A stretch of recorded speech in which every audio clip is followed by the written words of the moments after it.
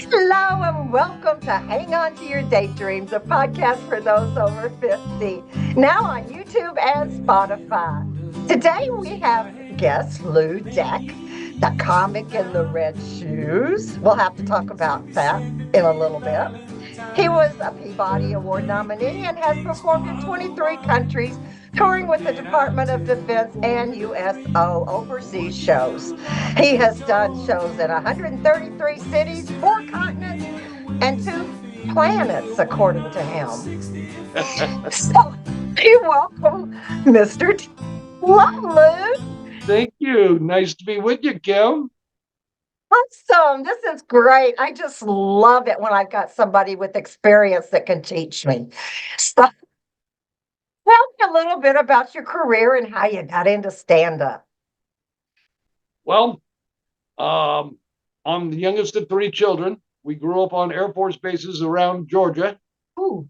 Mom put us in one home at the start of high school, so we could all go through high school at the same place. And then after that, I went in the Navy.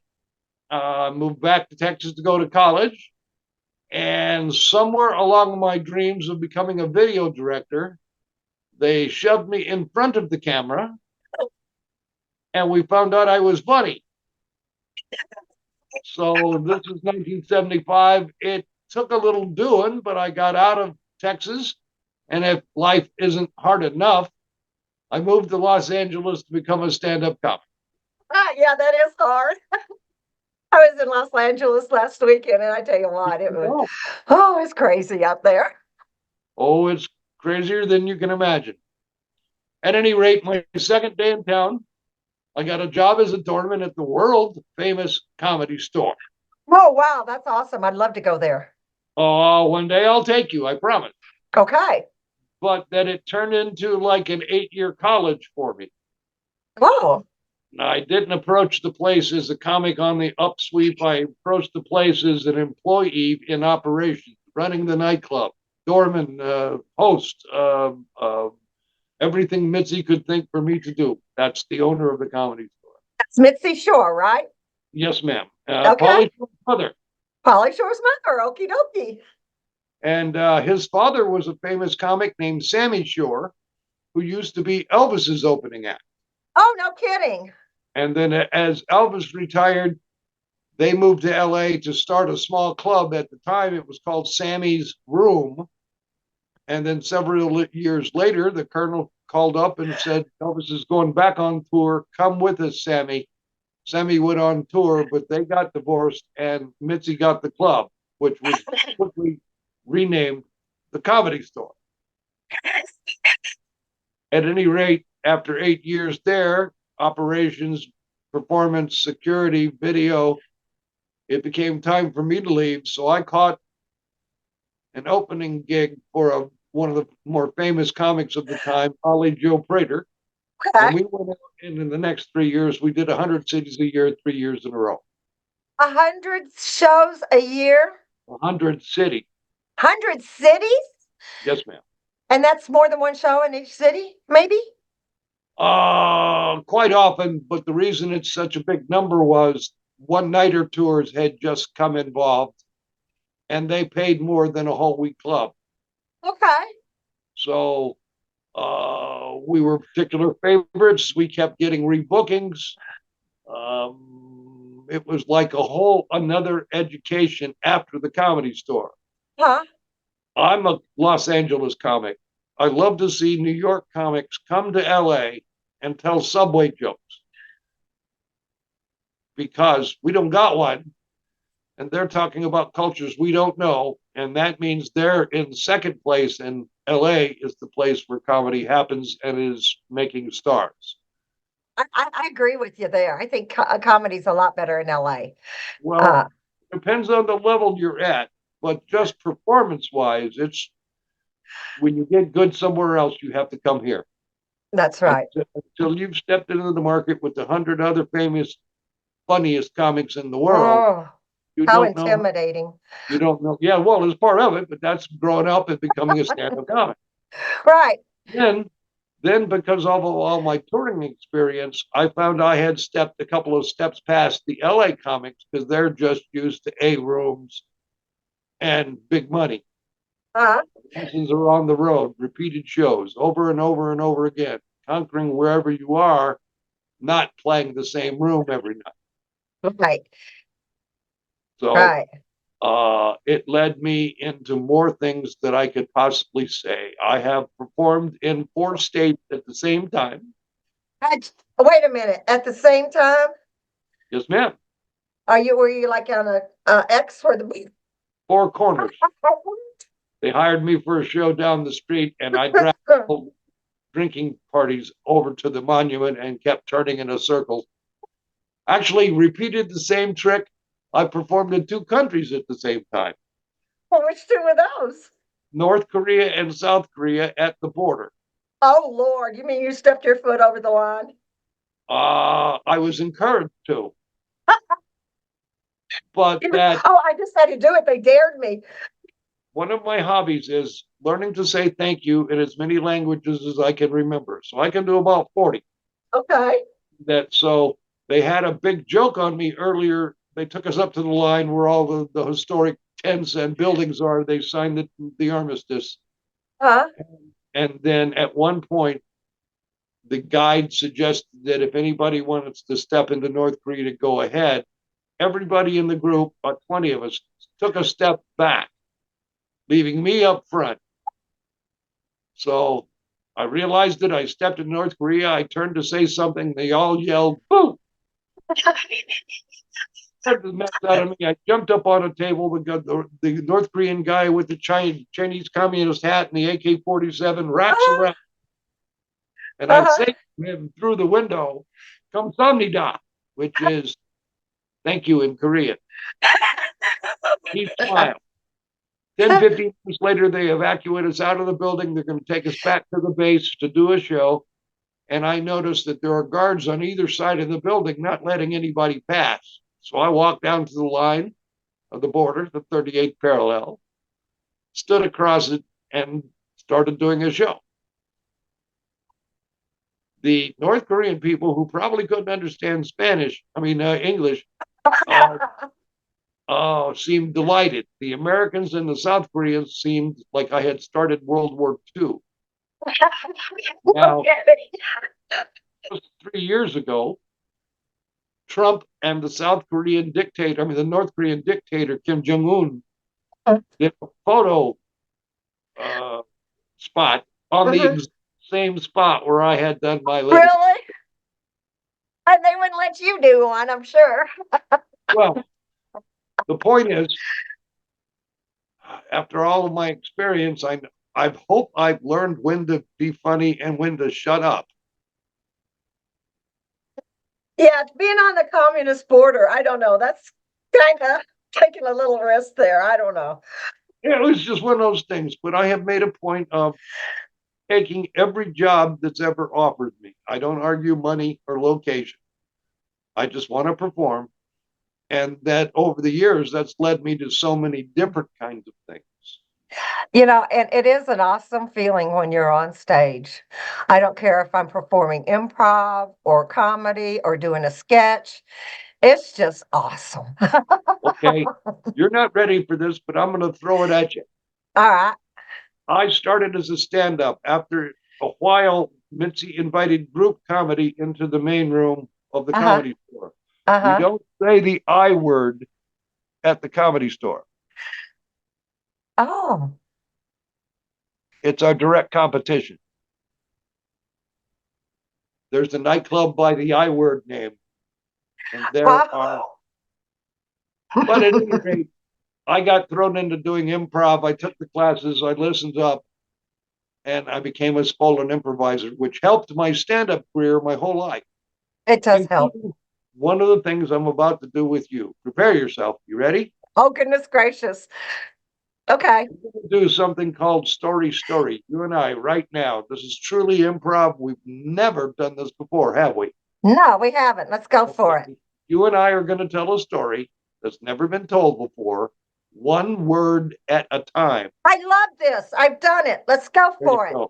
So if I told you all stories start with the phrase once upon a time, and I then said once, what would you say? Ah, Once okay. All stories start once upon a time.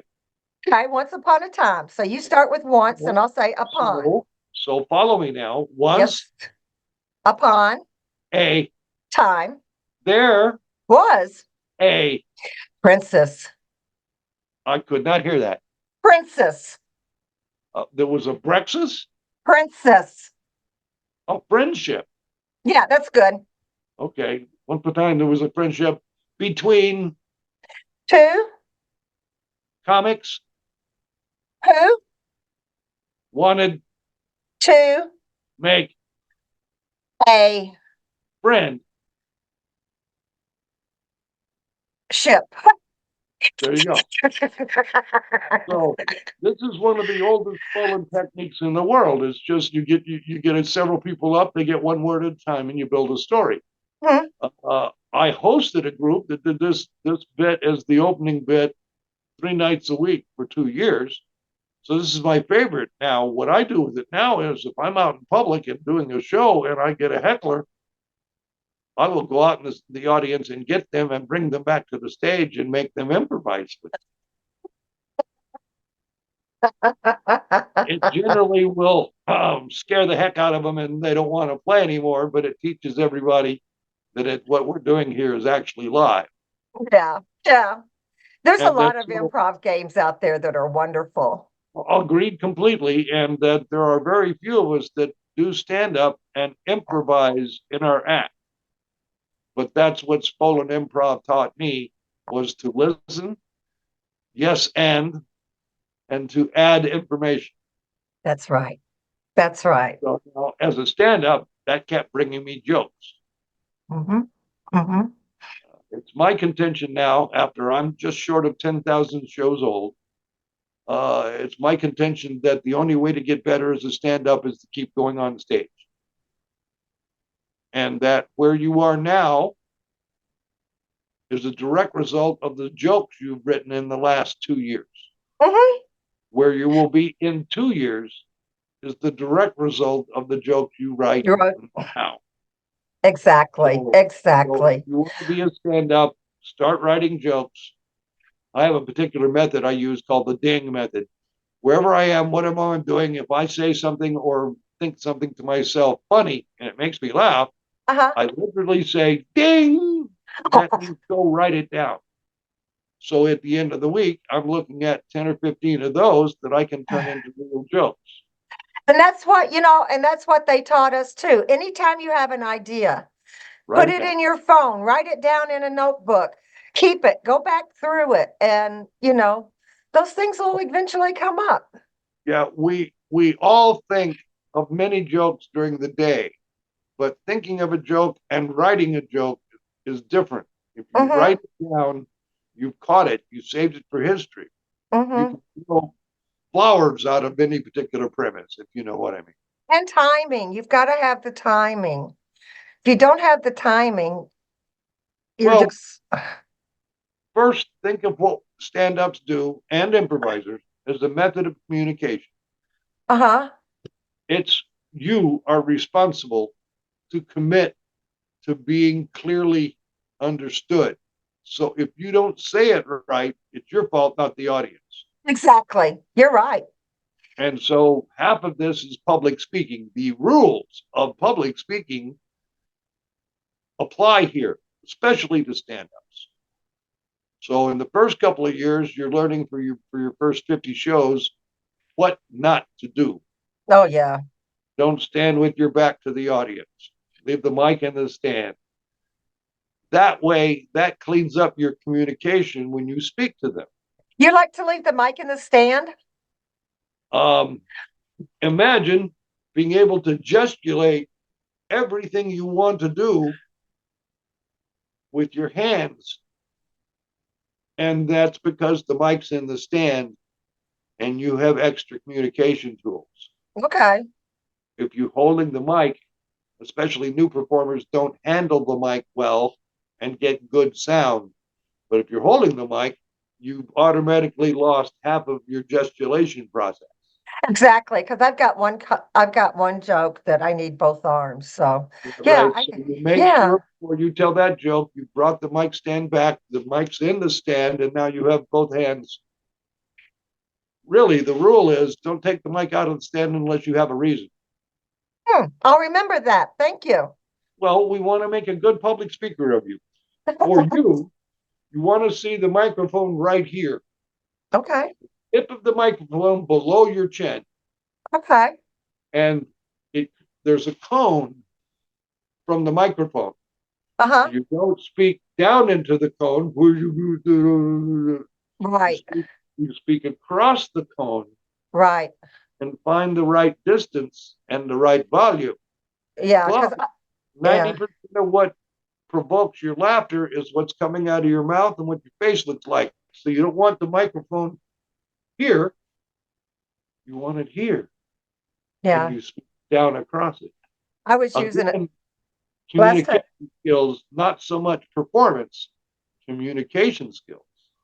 Right. So if your communication skills pick up, your performance will pick up. Cool. Cool. I got that. How did you get into the Department of Defense and USO shows?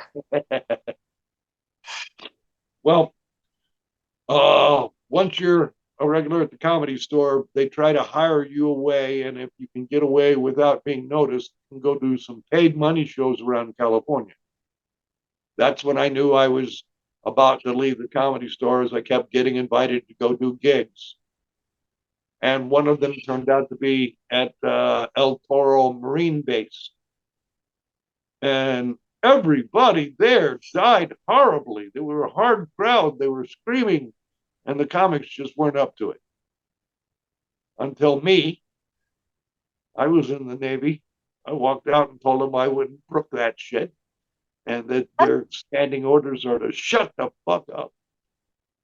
And I took over the crowd. Some people noticed. I got invited back to do more of them. And eventually, someone who was going overseas asked me if I would be his opening act. Who was that? It was a magic show, Dr. Bob and the World of Illusion. All right. And he wanted me, he liked me, but he didn't care what I did. He wanted me, I'm going to come do 20 minutes before the big final trick. Uh-huh. And I was setting up um, diversions. So the arms could take place, click, click, and now he can float her through the air. Oh, wow. Yeah. So we did a bunch of federal installations here in California before we went overseas. And we were everywhere in the Pacific Command. We were gone 3 months. We did Hawaii, we did Guam, we did Okinawa, we did Japan, we did Korea, we did the Philippines, we did Thailand, we did China. And that when you perform for the military, it's a scripted show. You have to submit all the jokes ahead of time to be approved. There will be no jokes about the president. None, zero. Darn. Well, we're talking to his troops. You're not allowed to Yeah, insult I know. I know. them. You can't make fun of their commander. So, at any rate, I had done very well, so they asked me back a couple of times. Then a couple of times, people who saw me on those tours hired me to come do shows in the consulate. So for Five Ground, I fly out Thursday night, and on Saturday night, they buy me a tuxedo, and I host the show. No jokes whatsoever.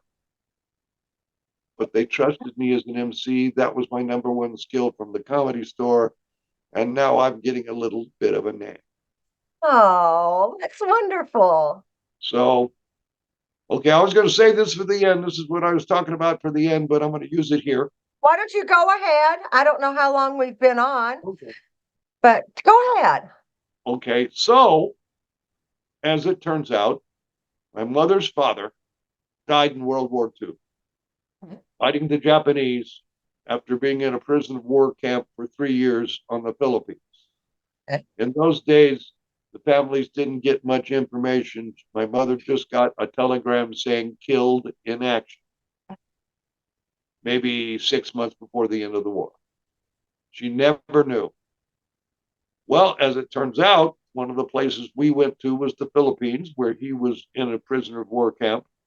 And we were there for a month. We have so many bases in the Philippines. We moved every day for 2 weeks and did 3 shows a day. Our last show was at Malacang Palace for the president of the Philippines. Do you remember Marcos Yes. and his wife Imelda? Yes. She had all the shoes. Yep. So they came over to me in the diplomatic line after the show. They told me they liked my cat jokes. Could they do anything for me? Out of my pocket comes a picture of Major Van Houston, United States Army. Grandpa, we don't know anything. Can you help me find some information about my grandpa? Within 3 days, they gave me a bunch of places to look, 7 places to look. I found Grandpa's grave on the 6th cemetery.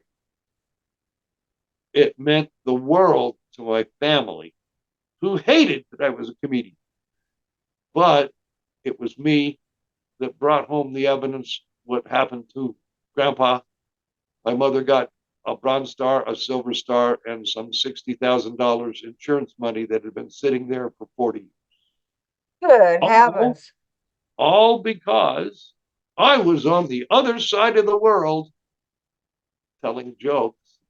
You happened to be at the right place at the right time. God bless. God bless. So my whole career has been like that. I've been able to do so many things that so few people have ever gotten to do that right now I figure I got 2, 3 years left. I want to go out as joyfully as I came in. And That's part of that awesome. means telling my stories, encouraging other people to find they're funny and become professionals. Oh, what other stories have you got for me? Um, I got traded from a comedy club. This is in 1990. I'm Good. at the comedy club. I'm doing great. Oh, and this is one of those things. An agent shows up at the comedy club. He says, I'm looking for this comic. He has white hair and red shoes. Oh, you want Lue Deck? He knew me because of the red shoes. Tell me about the red shoes. Um, 86 or 87, I get my first casino job in Reno. Okay. It's a group show. A boy singer, a band, dancers, a girl singer, a male comic, and we did 5 shows a day. Oh, wow.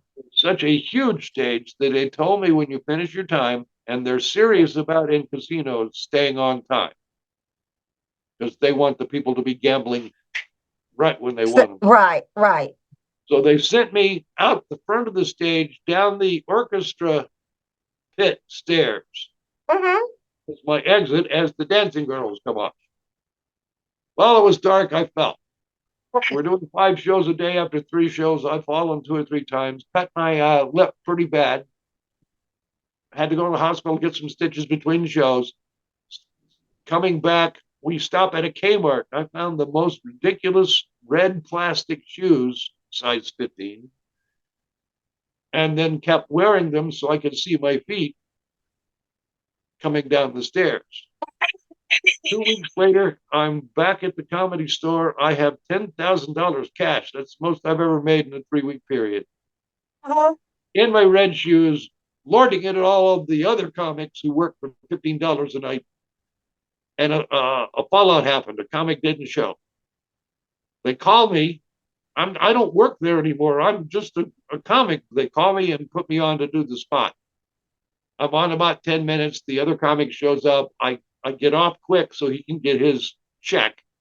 And I rush to the back of the room and full blown football block Johnny Carson to the ground. Huh? Didn't see him. My eyes in the lights. He was standing there Uh-huh. watching me. And, boy, Johnny Carson, oh, Lord, boy. Oh, So yeah, that was my dream to be on the Johnny Carson and show. everybody's going, ooh. And Johnny stands up and he says, red shoes, distinctive footwear. Great idea, Lou. And I have never not worn red shoes since then. Did he invite you to his show? Oh, yes. You were on the Johnny Carson show? No, I got Oh, invited to the show. I've coached four different people through their first Tonight shows because long before I could do it well, I could coach it well. okay. So that's how he knew me. And the reason he was watching me, he says, I didn't know you did stand up. Oh, I moved to LA to get Johnny Carson's job along with 50 other people. A couple of years later, I have the talent coordinator from the Tonight Show, Jim McCauley, point out to me that I'm in line. You're a spokesman monologist. That's what you do. Oh, That's what Johnny Carson does. Now, look behind Johnny Carson. There's Jay Leno, Dave Letterman, Gary Shandling, Arsenio Hall, Roseanne Barr, uh, older blonde comic. Her daughter and her had a talk show. Anyhow, but that we're on in line to get Carson. oh, Joan Rivers. oh. Joan Joan Rivers. Rivers. Yeah, yeah, yeah. We're all in line to get Johnny's show. And the coordinator says to me, it takes about 3 years to knock somebody off the front of the line. You're ninth in back. That means in 27 years you'll get the Tonight Show. So I decided not to hang around LA and became a touring act. Okay. While everybody fought to get on America's Funniest People and that kind of things, Yeah. I'm in Japan or Britain or Dubai. So I changed my role away from being a TV spokesman to being a touring comic. It changed my life. So Wow. I'm working a very nice comedy club in Florida. They up and trade me Friday night to a cruise ship that is parked 20 miles away. So suddenly I'm on cruise ships. Well, I'm I'm not sad to say it, but I made beginner's mistakes. I finally, after 3 or 4 weeks, I actually slept with a passenger, and then I married her. Okay. Well, at least you married her. Well, yeah, well, and it turned out she was a sergeant of police from Tampa, Florida. I married a cop. I have way more courage than I have good sense. But talking about her has been my closing bit for 20 years.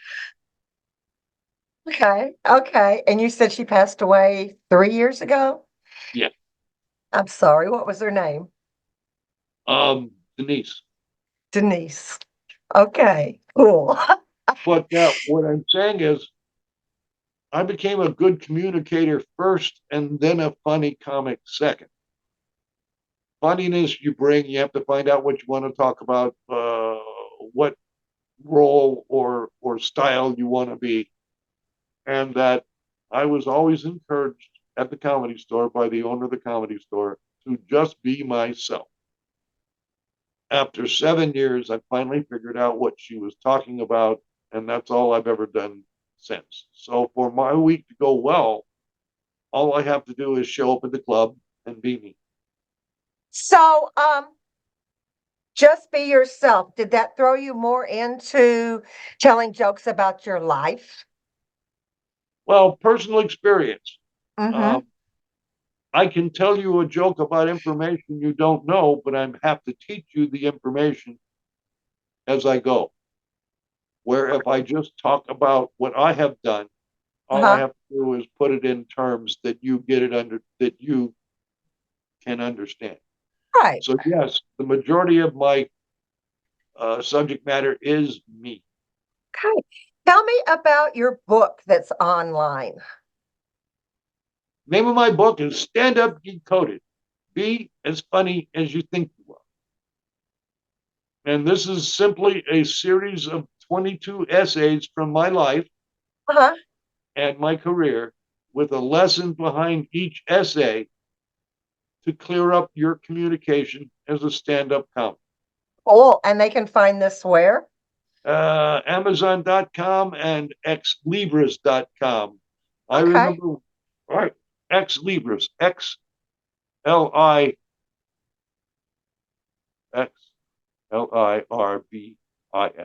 All right. Okay. And that I did it because so many people helped me coming up that this was my way to help people. And it's an ebook. I was trying to reach the new generation rather than the older generation. Okay. And um, I priced it at $3.99 as an ebook because I didn't have much money growing up to Huh? buy. But it's already gotten quite a splash. I've been chosen twice to be a judge and give seminars for the Clean Comedy Challenge across America. Uh, Okay. it's just simply a best practices list for. Mm-hmm. Cool. I've got a lot of friends. Of course, I told you I went to Second City last year. And I've got quite a few of the young people that I know that are trying to do stand up. So I'm going to make sure I let them know about your book and send them this podcast. Uh, Okay. Um, so, there are coaches oh, and there are yes, teachers. I do both, but I pick my students. I don't hold open classes. I did for a while, but uh, the most important part to me is do you want to learn? exactly. So I don't waste my time with people who insist they know more than me when they don't. That's right. And that's That why I'm still in classes for different things since I got out of school. Here's a brief setup I would say to you: record every show, Hmm. audio or video. Record every show. Never erase them. Put them in a file. 5 years from now, you'll have an album of what your beginning jokes were. You also should keep a diary where Hmm. you write down what happens to you and where you learn your lessons. Hmm. Now, when you record your show, you need to listen to it 5 times before you perform again. It's simply a matter of taking out the poor choices and the mistakes to become better. The quickest way to get better is to quit making bad choices. The second quickest way to get better is to avoid mistakes. Now, you go on stage. I was on stage last night. I did 13 minutes. I probably told 60 jokes, and I got three of them. My tongue got tired. That's just a mistake. Learn to prevent it, Hmm. right? Hmm. But Hmm. so first, you're going to have to find who you are and what you think is funny. Second, you're going to have to find a way to say it. Now, Hmm. here's a clear process of how to say it, how to learn from it, and go out and get yourself 50 shows. About every 45 shows, you reach a plateau where you come to this rush of understanding. Oh, that's why I'm doing this way. And you stay at it. The first 50 shows are the hardest, but they teach you the most what not to do. Hmm. After that, I would only say, write about yourself. One thing that makes you unique is you. Don't have to worry about other people doing you if you just do you. Right. Okay. Second, three parts to a joke: premise, setup, punchline. Premise is what I'm talking about. The setup is the part that makes you anticipate I'm going to be funny. The punchline's the funny. You want to eliminate as many words as possible using those three structured parts. Hmm. Oh, the biggest mistake new comics made was they talk for an hour, but they don't bring the funny. Hmm. You It's If you said more than a paragraph, you didn't need to. What you needed to do was say what made the joke work. get out there and do it. Right. And that at some point, your mind begins to grow. And now I can literally start my show and have my mind working on doing the show while another part of my mind is going, am I going to throw that new joke in here? Right. So you can do while you're thinking. Hmm. I haven't gotten to that point yet. Yeah. And that so the easiest way to go is build 5 minute humps. Now, That's what I'm doing. talk about what you do and have been through that they have been through. If you were a nuclear physicist, I would say don't talk about what you're doing because they're not going to understand it, right? I Talk I about talk about I'm sorry. I talk about growing old. okay, I have quite a few myself, and, and that's perfect, but that cannot be all there is to you. No, no. So the point being, Okay. Pick subjects to talk about you that the audience shares. hmm I've That talked was about when I bad. started brushing my teeth, and I realized blank, blank, blank, because they all brush their teeth. Talk about what I sleep in a bed, because they all sleep in a bed. So if you're talking about nuclear physics, they may not get it, but if you talk Mm-mm. about the activities that they're involved, they come in and listen more. Exactly. You don't want to go above the crowd, is what you're saying. You want to stay at their level. Well, there's a time for being above them, and there's a time for talking down to them, but not often, Yeah. right? You're going to get when you start doing 30, 40 minutes, you realize after you've been with a crowd for 30, 40 minutes that they've accepted you and you can go out and be a little more contentious or brave. Uh-huh. The point is, we're here to see you be funny. Be you, be funny. Be Right, exactly. My best advice to new performers is simply be courageous, Mm-hmm. be loud, Mm-hmm. be yourself. I can be loud. And you'll need to be. I was working with a mic the other night, and it was a directional mic. And I had to make sure I was talking right into that Right? sucker. It was like it drove me crazy. Where were So you? I was at a little club downtown. I live in Lake Havasu City, Arizona. Okay. And I was in a little club. There's two clubs here in town that have stand-up nights. So that's where I'm getting my practice in. Good, good. So they have it on Tuesday and Wednesday nights. And if I'm not busy, I'll go down there and throw 3 or 4 minutes out. Well, And if it holler at works, Bork. He'll put you on. pardon me, Holler at Bork. Bork. Yes. I like Bork. Me too. He's a good man. Yeah, I had him on. If you look, I did a podcast with him. Good. I'll look. Yeah, yeah. Look on YouTube. I did a podcast with him. So it comes down to stand up as an art form, stand up as a business, stand Uh-huh. up as a lifestyle. When you tell your joke, shut the fuck up so they can laugh. If you tell your joke and then start another one real quick, they learn not to laugh. You got to give them that minute. You got to give them a space. In the old days, the older comics from vaudeville would go 2, 3, 4, or Bob Hope would go, but I want to tell you. But he's creating the space for them to laugh. Gotcha. Gotcha. So Good. my favorite analogy is all of our jokes are like javelins. Javelins. Javelin, the little spear you throw in Mm-hmm. track and field. Mm-hmm. So you get on stage, you look at the crowd, you establish contact with them, you pick up your first joke, your javelin, you look at where you want it to land, you measure it, you throw it. You see it land, you pick up another one. But if you're deliberate about it, you're leaving the space for them to laugh. And soon, if you're good about the timing of it, they will realize you left space for them to laugh here. And improv helped me a little bit in that. Yes, I did perform improv on stage at Second City for about 5 weeks, cool. and it was awesome. Chicago. Chicago, yeah, on the main stage at I got to go Chicago. to the shows when I was playing Zanies. Oh, I walked down and Jesus, that. went on stage a couple of times. That is I'm a right big down the fan. Now, road.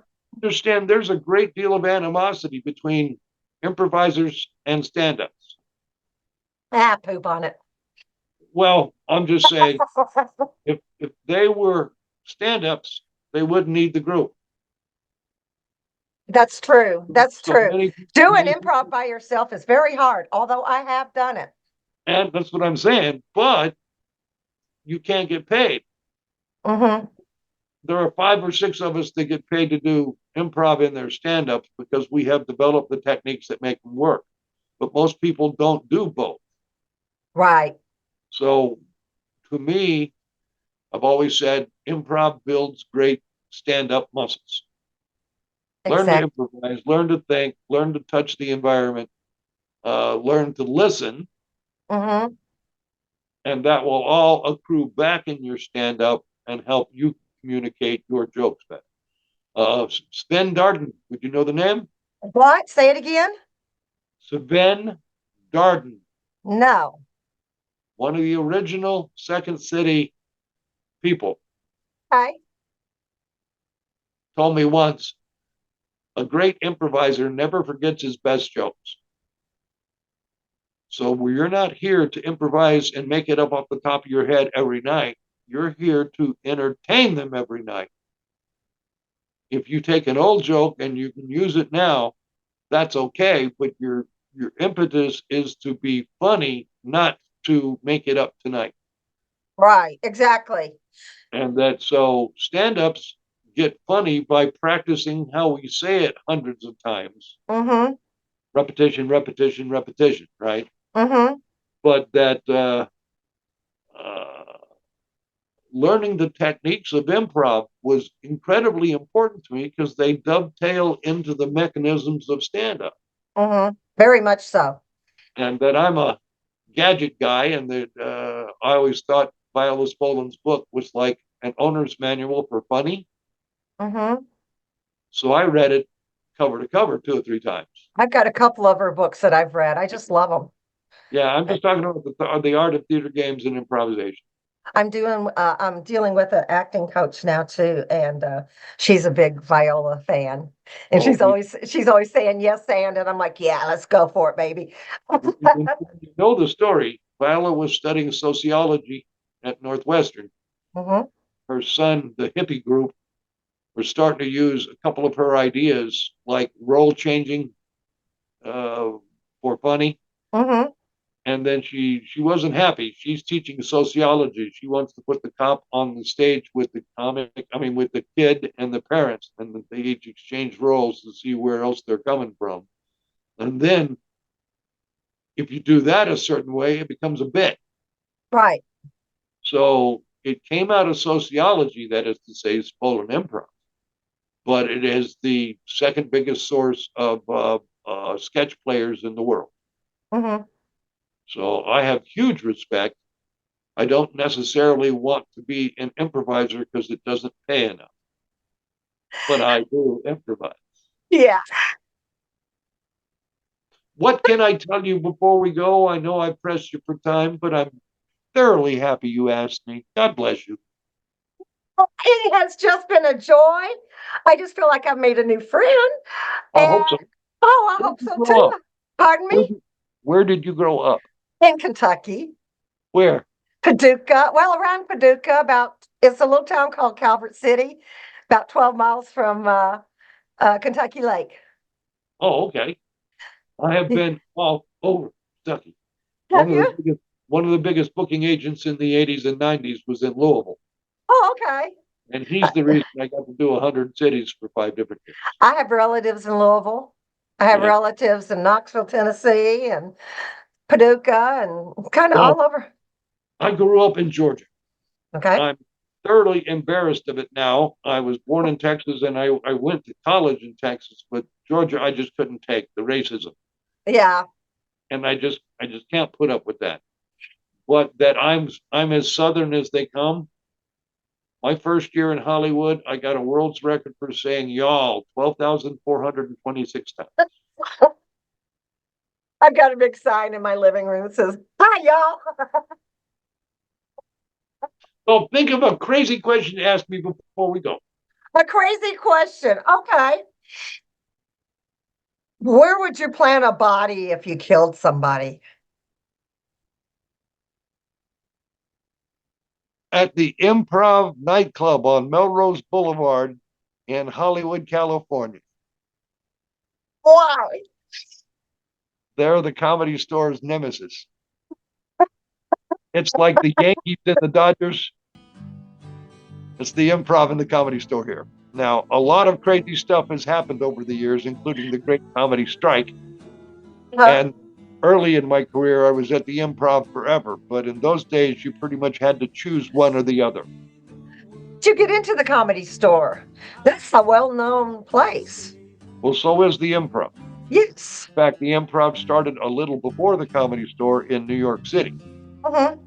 but they're the Yankees. The Comedy Store is the Dodgers. Okay. As in I'm one of the original alumni from the Comedy Store. You couldn't get me to walk in there. Really? Well, they're the other team. Okay, gotcha. Got to stay loyal to your team. Body, especially if it was a ventriloquist, I'd hide it at the. Well, thanks to my guest today, Lue Deck. Be sure to subscribe to my YouTube channel. Hang on to your daydreams. And we will see you next time. And remember, hang on to those daydreams, folks. Don't let them escape. Thank you. Thanks for having me, Kim. No. Bye-bye. Bye-bye. Drop me a postcard, send me a line, stating point of view. Indicate precisely what you mean.